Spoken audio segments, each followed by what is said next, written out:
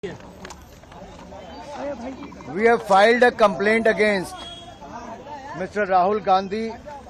for physical assault and incitement. हमने श्रीमान राहुल गांधी जी के खिलाफ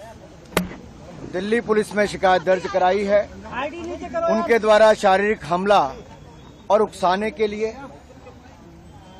और जो हमने कंप्लेंट दर्ज कराई उसमें हमने विस्तार में बताया है कि जो घटनाक्रम आज सुबह हुआ पार्लियामेंट के मकर द्वार के बाहर, जहां एनडीए के सांसद शांतिपूर्वक तरीके से कांग्रेस के झूठ के प्रोपेगेंडा को बेनकाब कर रहे थे और उनसे माफी की मांग कर रहे थे, उसी समय लगभग 10:40 से 10:45 के बीच में श्रीमान राहुल गांधी जी अपने कुछ इंडी अलायंस गठबंधन के सांसदों के साथ उस और कूच करते हैं। और जब सिक्योरिटी फोर्सेस के लोग उनको कहते हैं कि ये डेजिग्नेटेड पाथ है, ये रास्ता है जहां से आप पार्लियामेंट के अंदर जा सकते हैं, तो जिस तरह का राहुल गांधी जी का रवैया था, उन्होंने गुस्सा प्रकट किया और शायद इस परिवार और इस पार्टी को अपने आप को कानून से ऊपर मानने की एक आदत सी पड़ गई है, उल्लंघन करने की आदत पड़ गई है।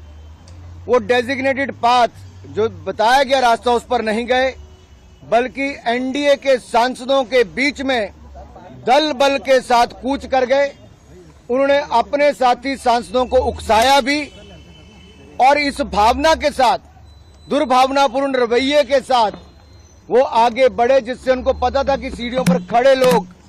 सांसदों को चोट लग सकती है, गंभीर चोट लग सकती है। और उन्होंने वही किया। उस धक्के में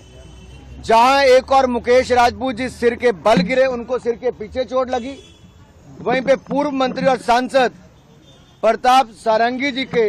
आगे सिर फट गया है। अब सुनने में आया कि उनको एमआरआई वगैरह करवाने के लिए लेकर गए हैं। यही नहीं, ये शारीरिक हमला करना और उकसाने का काम उन्होंने किया है। हमने सेक्शन 109, 115, सेक्शन 117, सेक्शन 125, सेक्शन 131 और सेक्शन 351 के अंतर्गत उनके खिलाफ कंप्लेंट दर्ज करवाई है। और अगर मैं आपको कहूं